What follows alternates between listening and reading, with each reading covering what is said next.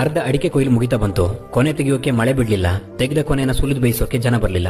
ಆವಾಗಿದ್ದ ದೋಟಿ ಕೊನೆ ಮನೆಗಳಿಗೆ ಇವಾಗ ಕೆಲಸ ಇಲ್ಲ. ಕಾರ್ಬನ್ ಫೈಬರ್ ದೋಟಿಗಳದ್ದೇ ಕಾರ್ಬಾರು ಅಡಿಕೆ ತೋಟಗಳಲ್ಲೆಲ್ಲ.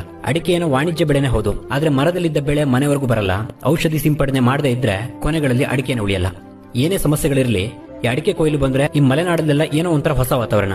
ಮನೆಗಳಲ್ಲಿ ಯಾರಿಗೂ ಪುರ್ಸೊತ್ತಿರಲ್ಲ. ಅಡಿಕೆನ ಸುಲಿದು ಬೇಯಿಸಿ ಹರಡಿ ಒಣಗಿಸೋಕೆ ದಿನವೇ ಸಾಕಾಗಲ್ಲ. ಮೊದಲೆಲ್ಲ ಅಡಿಕೆ ಸುಲಿತಾ ಅಂದ್ರೆ ಅದೆಷ್ಟೋ ಜನ ಮೆಟ್ಟಗತಿಯ ಮುಂದೆ ಕೂತ್ಕೊಂಡು ಎಲೆ ಅಡಿಕೆ ಹಾಕೊಂಡು ಕಾಫಿಯನ್ನು ಹಿರ್ಕೊಂಡು ಊರಿನ ಸುದ್ದಿಗಳನ್ನೆಲ್ಲ ಮಾತಾಡ್ಕೊಂಡು ಸಮಯಾನು ಕಳೀತಾ ಇತ್ತು, ಸಂಪಾದನೆನೂ ಆಗ್ತಾ ಇತ್ತು. ಆದ್ರೀಗ 10 ಜನ ಮಾಡೋ ಕೆಲಸಗಳನ್ನ ಮಿಷಿನ್ಗಳೇ ಮಾಡಿ ಮುಗಿಸತ್ತೆ. ಅದೆಷ್ಟೇ ಮಿಷಿನ್ಗಳು ಬಂದ್ರೂ ಪ್ರತಿ ಕೆಲಸದಲ್ಲೂ ಸ್ವಲ್ಪನಾದ್ರೂ ಇದ್ದೇ ಇದೆ ಜನರ ಅವಶ್ಯಕತೆ. ಕಾಲ ಕಳೆದಂತೆ ಸಾಂಪ್ರದಾಯಿಕ ಕೃಷಿ ಮಾಯವಾಗ್ತಿದೆ. ಇವತ್ತಿನ ರೈತರ ಜೀವನದಲ್ಲಿ ಮಿಷಿನ್ಗಳೇ ಮುಖ್ಯ ಪಾತ್ರ ವಹಿಸ್ತಾ ಇದೆ. ಇದಕ್ಕೆಲ್ಲ ಕಾರಣ ಈಗಿನ ವಾತಾವರಣ. ಯಾವಾಗ ಬಿಸಿಲಿರುತ್ತೆ, ಇನ್ಯಾವಾಗ ಮಳೆ ಬರುತ್ತೋ ಗೊತ್ತಾಗಲ್ಲ.